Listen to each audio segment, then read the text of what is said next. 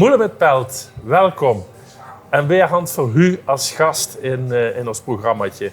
Het is een Sjaaspeak onversneden, het is een muziekfreak, het is een reclametype en het is een voetballer. John Wievermans, van harte welkom in Moele met Pelt. Ja, dankjewel Fred, dank je. Verzettersgeliek erbij. Ja, is goed.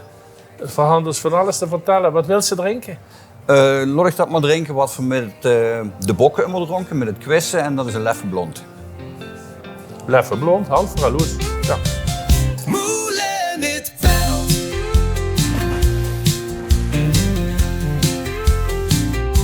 Moele met Pelt.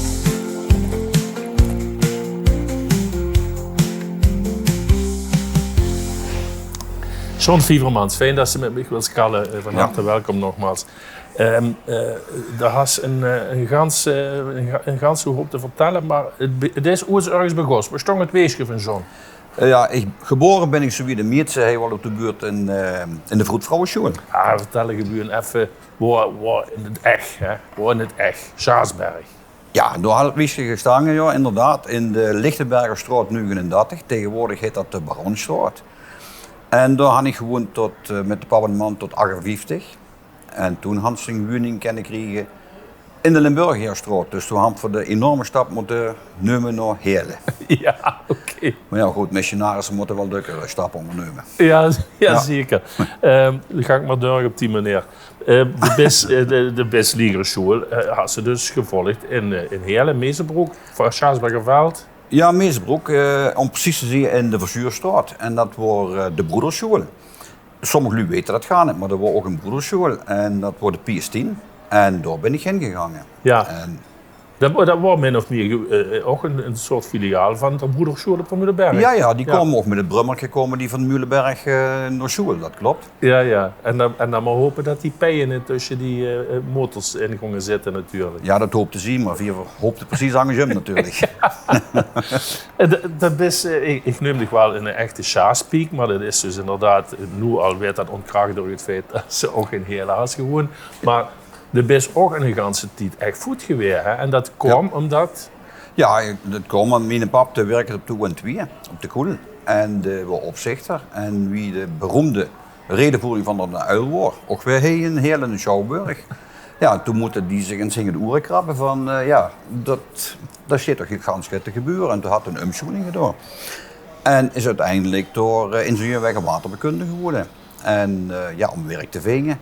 Dat was hij niet zo makkelijk. En toen, uiteindelijk is ze bij de gemeente Rotterdam terechtgekomen. Rotterdam? Ja, en het was te wiet om op en neer te varen. In het begin had hij dat wel gedaan, 4 dagen op en dan het weekend terug en dan weer 4 dagen op. Maar op een gegeven moment zijn we dus met de familie daarheen gegaan. En daar hast u, in de omgeving, hast u best lang gewoond, hè? Best lang geweest. Ja, in Rotterdam zijn we gelukkig maar 4 jaar geweest. Maar daarna heb ik nog 16 jaar in Papendrecht gewoond. 16 jaar, imagine. Ja. En dat was ook een schön titel, in het vuur. Dus, ja, want dat was dus inderdaad in die tienerjaren en die jong volwassen jaren, had ze eigenlijk door in de Randstad metgemaakt. Ja, inclusief alles wat ze doogs voetballen en studeren. En... Ja. Alleen alle vakanties waren ik wel weer heen. Dus in de herfstvakantie, in de kerstvakantie, met de carnaval, dan ging ik immer terug. Naar de opa en de oma? Naar de opa en de oma. En op Sjaasberg, die woonden aan de Koel. Aan de ingang van de Koel. Later zijn ze naar de Hoogstraat gegaan, wie dat afgebroken is. Maar ik wou al die vakanties waar ik heen. Dus ja, het hele van toen, dat kan ik wel goed beschrijven. Ja, dat had voor alle twee wel metgemaakt. Dat waren geen topjaren. En nee. Toch had je daar eigenlijk nooit zo echt verget van gemerkt. Hè? Had ze dat ook? Maar ik denk ook dat het misschien goed is geweest dat ik alleen maar met de vakanties heen was. Want ook 4 komen in Cosmos en ook 4 komen naar Femina en nummer te gaan nummer op. Dat bedoel ik, ja. En wanneer ik dan weer 3 maanden op het Hollands was geweest en ik kwam terug, dan merkte ik gewoon dat er wel dingen aan het veranderen worden. En ik denk, mensen er midden is deze. En het gaat gans geleidelijk dat het veel lastiger is om er een vinger op te leggen. Maar voor mij wordt het wel duidelijk wat al nu heen gebeurt. Hè. Ja. Nou ja, dan wordt natuurlijk omgeving Rotterdam, Papendrecht enzovoort natuurlijk ook niet direct heel erg braaf en heilig. Hè? Nee, gelukkig hoor ik dat zelf wel natuurlijk. Dat scheelt dan een gans veel. Ongetwijfeld. Ongetwijfeld. Maar ja, du weet wie dat gaat. En op een gegeven moment ving ze de 18e weg. En voor mij was immer de school waar natuurlijk gaat. Was ze leert ze kennen, maar ook uiteraard het voetbal. Want ik ga natuurlijk best wel, ik voetbal nog immer. Ik ga erg veel jaren ook door het Hollands gevoetbald. En ja, dat leert ze veel nu kennen. Ja, dat voetballen, daar moest je misschien eens even over vertellen wat dat was op niveau, hè? Ja, dat was, tenminste mensen dat van ikzelf mag zeggen, dat was best wel op een leuk niveau. Ik ben begonnen bij KEF, toen was ik 6 jaar. En toen mocht ik die eerste wedstrijd meedoen tegen VVA 16.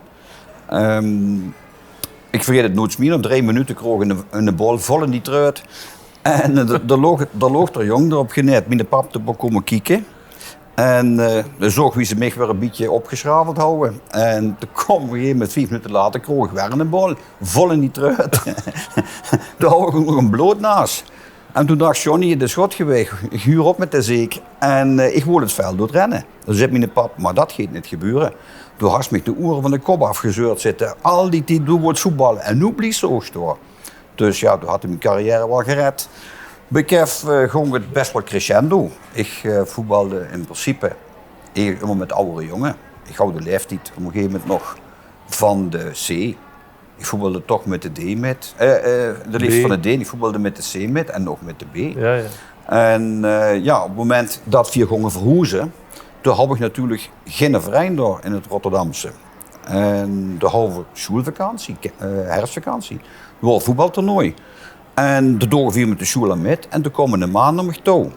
En toen zei hij, bij welke vereniging speel jij? Ik zei, ik speel niet bij een vereniging. Hij zei, nog stel het is vuur. Hij was dan in de maand een scout van Feyenoord. En zag je, wanneer ik interesse had, zou ik eens kennen met gaan trainen bij Feyenoord. Nou, 4 woonden in Rotterdam-Noord en Ommoord. Feyenoord lag dus gans aan de Angerzee. Dus dat was, qua afstand was het behuurlijk. Nou, toen had mijn pap me de eerste training gebracht. Toen had ik door getraind, met die jongen werd getraind. Dan de C1, om het zo maar te zeggen. En dat had ik nog een keer gedaan. En toen kreeg ik toen een bericht van Feyenoord dat ze me goed genoeg hadden bevonden. En dat ik naar het stadion moet komen. Om door de officiële inschrijving te volgen. En dat was op zich wel leuk. Dat was ja, het bestuur zo door, zeg maar zeggen, en wat genodigden. En de werd ze dus op een gegeven moment naar vuren geroepen. En toen werd er tegen mij gezegd, ja, de naam, hè, we lezen hier Johnny Fiefermans. En we zien de vorige vereniging, dat was een Heerlen. KEF, K-I-V, waar staat dat voor? Ja, en ik natuurlijk met dat zangerige Limburgs toen nog niet nog. Kracht en vlugheid, meneer. En toen zag de man, dames en heren, een naam die staat. Dat ben ik nooit vergeten. En toen had ik door 4 jaar gevoetbald met de jongen. Maar goed, het is uiteindelijk best in de amateurregio een beetje blijven, maar wel in de hogere sfeer. Hè? Ik ben op een gegeven moment in Papendrecht terechtgekomen. En dat was een eerste klasse, CQ hoofdklasse. En toen ben ik doorgevoetbald. Ik ben op mijn 17 bij Feyenoord voet gegaan. Ik moet niet voet, maar ik ben zelf voet gegaan. En toen ben ik doorgevoetballen. Ja. En dat had ik volgehouden tot nu, toen ik weer terug ging naar Zuid-Limburg. Ja. Ondertussen had John ook op school gezeten, had een opleiding gedaan. En nog van allerhande omwegen kent ze wel in het reclamevak terecht. Ja, dat soort dingen gebeuren in de kantine. Hè. En ik ga inderdaad uiteindelijk na 4 jaar gymnasium had ik dan toch Atheneum B.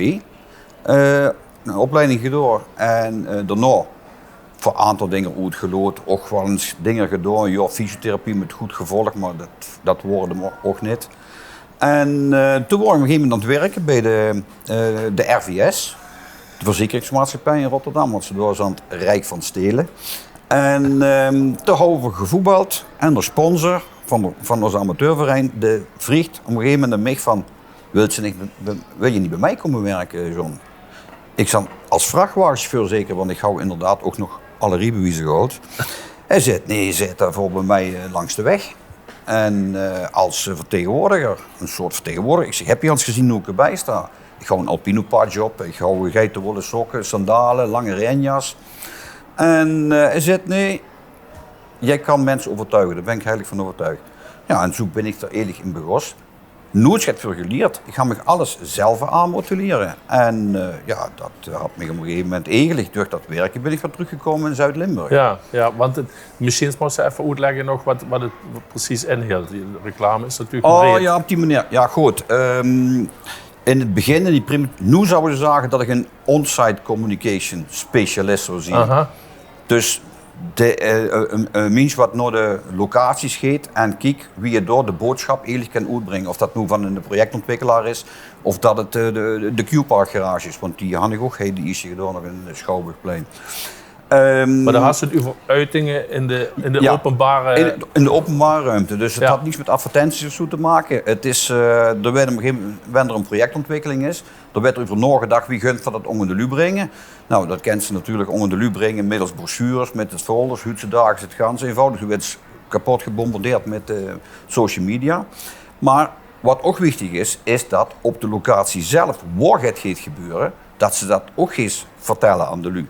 Voor de lui die komen kijken, dat ze zeggen, oh, hey, is het wat ik gelezen heb? Voor de lui die toevallig voorbij komen, dat ze zien van, hey, wat zou dat zien? En dat is een vorm van communiceren, maar dat geeft veel weer, want er huurt ook branding bij, er huurt ook wayfinding bij. En, ja, en dat zijn allemaal termen, dingen, ja. dat zijn allemaal dingen, ja, vroeger bestonden die termen niet, maar... dat zijn allemaal dingen die ik eigenlijk voor mij allemaal zelf heb aangeleerd. Wie groot het moet zien, wie communiceert langs een autobaan, wie deed ze dat door, wie deed ze... Dat zijn allemaal dingen, daar had ik nooit in kunnen vertellen. En de deed dat eigenlijk nog tot op de dag van nu. Ja, het is, ik ben toen nog tijd, in 88 ben ik de grens overgegaan, ben ik in Antwerpen, met België ben ik begonnen. Met het bedrijf heette toen SB Belgium. En dat handverproductiebedrijf kunnen maken. Dat is van houthalen begonnen met. En dat is ook de reden dat ik terug ben gegaan naar Zuid-Limburg. En dat had ik eigenlijk al die jaren gedaan, tot wie ik 67 word. In 2024. En toen had ik gezegd, ja, ik huur er met op in de zin van dat ik eigenlijk alleen nog maar dingen wil doen die ik leuk vind. Dus wat had ik dan nu? Dat ik nog wel gebeld werd door oude klanten. Ik ga nu pas het evenemententerrein gedaan voor de gemeente Amsterdam tegenover de Johan Cruijff Arena. Maar het zijn alleen maar dingen die ik nog leuk vind om te doen. Ik wil niks meer zorgen dat jullie aan het werk blijven, et cetera. Geen verplichtingen. Die tijd had ik gehad. Ja. Muziek, John, de best een muziekfreak. En uit de ganse range van muziek was de Muiten Weertvings had ze uitgekozen God Only Knows van de Beach Boys. Waarom? Omdat ik iedere gesprekken van die ook eens bekeken heb. En dan zag ik dat van alle stukken die gedraaid worden, visueel gedraaid worden, daar wordt ongeveer 15 seconden van te huren. Toen dacht ik van ja, ik ken natuurlijk wel het van wie de vreugd of Frank Zappa ken ik wel het verzinnen. En dat laten erin, maar dus, het moet voor alle leeftijden zien en voor alle lui die ergens verhoord. Dat is een keuze. Ja, dat snap ik wel. Maar ik denk, weet je, mensen muziekliefhebber is, dan moest je ook in staat zien om het uit te zoeken wat ook erin schön kan vinden. Okay. En daarom had ik gekozen voor, omdat ik dat een geweldig nummer vind, van het nummer van Pet Sounds van The Beach Boys, God Only Knows. God Only Knows, The Beach Boys. We gaan luisteren. The world could show nothing to me. So what good would living do me? God only knows what I'd be without you. God only knows what I'd be without. God only knows what I'd be without. Beach Boys, prachtig, harmonieus. Angus wie Zappa, inderdaad. Ja, maar muziek is wel heel belangrijk voor dich immer geweest. Ja. En nog. En nog, inderdaad, ja, muziek is immer belangrijk voor me geweest, erg belangrijk. Ik ga best wel gans veel bijgeschrafeld met muziek, hè, wat ik in moes aan gehoord. En de meest uiteenlopende soorten, maar wat me immer bijgebleven is het eerste, echt het allereerste echte concert wat ik gezien heb. Toen was nog het Provinciaaltje uit Limburg, maar het was in Rotterdam. Het was de Living Blues en het was eind 1970. En die speelden in het groot handelsgebouw bij Engels. En dat was Edith van Schoenloot dat ging.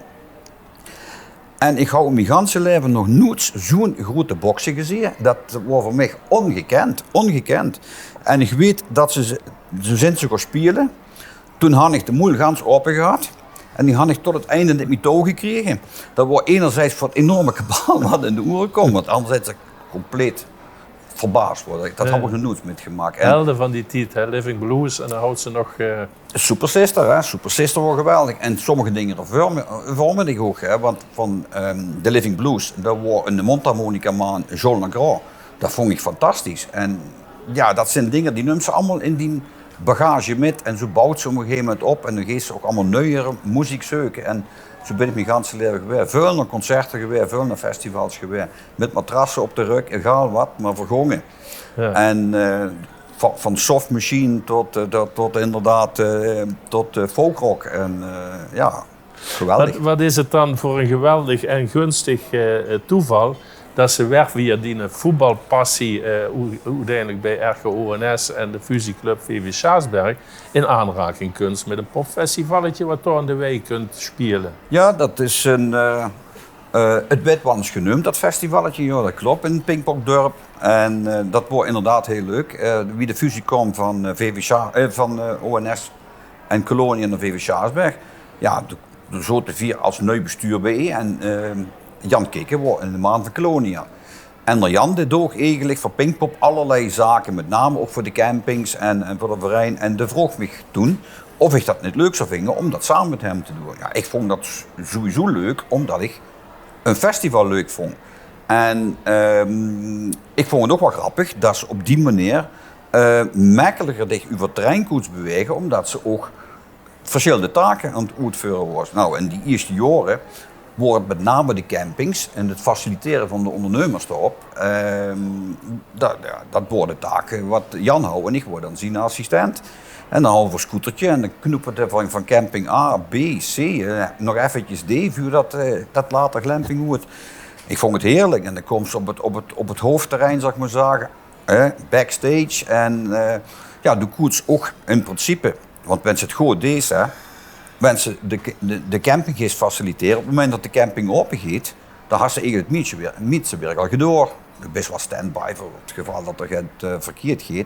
Maar toen had ze dus ook wel redelijk het tijd om eens die groepen te gaan bekijken, waar ze machines en scènes had. Nu moet ik eerlijk zeggen dat het aantal groepen die ik dan geer wil zien, dat natuurlijk in de laatste 24 jaar drastisch aan het verminderen is. Maar wat niet vermindert, en dat deed me goed, dat is de festivalbeleving. De kinderen die er nu stond van 17, 18, 19 jaar, daar ben ik ook geweest. Oké, we houden de horen veel langer en we houden natuurlijk niet zoveel verlangens, zal ik maar zeggen, van eten en van drinken en van entertainment, 4 gongen gewoon van de muziek en ben het rennen de logo van de praatje. Maar dat samenhorigheidsgevoel, dat festivalgevoel, ja, dat kan ik niet onder woord brengen, dat moest ze ervaren, denk ik. En dat vind ik nog immer geweldig aan het hele Pinkpop verhaal. En het leuke is, ja, ik verzin van dezelfde generatie, dat wanneer ik op het terrein kom, dan zie ik gewoon opa's. En ik zie daar met zoons en met kleindochters en een gemêleerd gezelschap. En dat vind ik wel leuk. Dat vind ik echt leuk om te zien. En dat ik dan nog immer een radertje in het geheel ben, dat denk ik wel vooruit. Ik vind het een prachtige samenloop. Ja. Mensen nu zeggen van wie kan het verhaal goed afsluiten, maar dan vergeet er toch nog even één uitstapje van. Dat is dat ze ook nog kastelein is geweest. Ja. Dat moesten misschien dan toch als uitsmijter nog maar eens even uit de deuken doen. Ja, ik ben inderdaad, wie ik in Papelig kwam, daar had ze een open jongerencentrum. En daar komen echt hele goede bands. Maar ik schoot op school en ik had een krantenwijkje, dus het eeuwige leven hou ik niet met betrekking tot Oudgoor. Maar in dat open jongerencentrum, Oma, geweldige naam trouwens, Oma met een H, door Koets gingen de bar werken. En wanneer ze gingen de bar werken, ze kroeg ze toen nog niet 5 gulden per stond. Nou, voor mij wordt dat geweldig, want het meest niet in het wie zie je, want ik kon en naar de optredens gaan. En ik moet nog eens 5 gulden verdienen. En de krokswans gaat te drinken van deze afginnen. Dus zo ben ik eerlijk toch ingerold. En wie op een gegeven moment het Open Jongerencentrum, het woord zeiden dat al, 4 werden ouder, komen angeren bij. Op een gegeven moment hadden we ook minder, zeker doordat ze zijn verhuisd naar een andere locatie. Toen hand van gedacht, als zijnde de zogenaamde Stichting Moorkop, wat toen van Kees Verkoot ook al, van ja, wat motiveert nu de oudere jongeren, waar gaan het nou heen? En er was niks van onze gading en toen zijn we zelf op de gos. Ja. De hand voor bij de gemeente, de hand voor een dijkpand ter beschikking gesteld gekregen. En dan zijn we voor een bruin café hebben gos. En dat is gebeurd in 1983. En voor hand lang over de naam zitten nadenken. Het was een dijkpand, het was dus onderdijks woord café. En ja, ik hou een geweldige naam van. Ik zeg, want er wordt een geweldige weg voor te zien. Maar de naam moet dan de trap af. En dat kwam omdat een vertegenwoordiger van de Hero, die wordt door met volle galop van die trap afgedonderd. De hand van de trap afgenomen. Nou, dat café, daar ben ik, wie ik voetgang in 1990 word ik er vuurzitter van. Waar alles op vrijwillige basis. Al het geld dat we verdienden door voor de verbouwingen van et cetera, van hand het café gegolen. Als zijnde de stichting, het is eigendom. En het leuke is, het besteedt nu nog immer. En nog immer op dezelfde basis. Gidder en het derde werk deed dat op vrijwillige basis. Alleen zijn die natuurlijk, dat is de jongere generatie. En wanneer ik dan doorkwam, ja, dan denk ik van, dat is toch geweldig. En aan de hand van dat in ieder geval toch kunnen overdragen op de huidige jeugd. En eigenlijk alweer nieuwe jeugd, want dat is al een tijdje geleden. Maar het besteedt 43 jaar. Een van de mooiste hoogtepunten overigens. Jules Deelder had door zijn live LP opgenomen, live kant LP. Deelder spreekt. En in 1984, met zijn groot loesters, de huisje met een glas bier leeg drinken. John, fijn dat ze met me gast willen kallen. Graag gedaan. Het wordt gemütlich. En Ja. vandaag nog eens een keer onder ons nog eens het oude koeien uit de sloot holen. Ja. Voor dat veraanstoten met als Elske, de boodschap voor de lui heen. De boodschap voor de lui is eigenlijk zo wie ik ben opgevoed. En dat is dat mijn papa me tegen mij verteld had van de makkelijkste rol wat ze kunnen spelen. Dat is de rol, dat is ik zelf zie je. Dan moest ik niet beter vuur doen wie angeren, dan moest ik minder vuur doen wie angeren. Vertel nu immer hetzelfde verhaal, dan moest ze nooit antwoorden wat ze ook weer tegen hem gezegd had. En ze hadden een leugenaar, dat moet zo'n appel hebben. Dus zo ben ik opgevoed en ik vind me het beste truc in de kreet van het Simplistisch Verbond. Leef met vlag en wimpel en hou het simpel. Zo had ik dat een beetje vertaald. Gezondheid, John. Gezondheid. En bezwerensgedes. Ja. Angergier bij Moelen met Paul. Ik zat op ballet en op toneel en op dansles. En ik zei altijd, ik wil beroemd worden. Zolang ik kon praten, zei ik wil beroemd worden. En ik denk dat het er gewoon om ging, om die expressie op het toneel of zo. Ja, en opeens mocht ik meespelen in een regiosoap. En dat was fantastisch. Ja.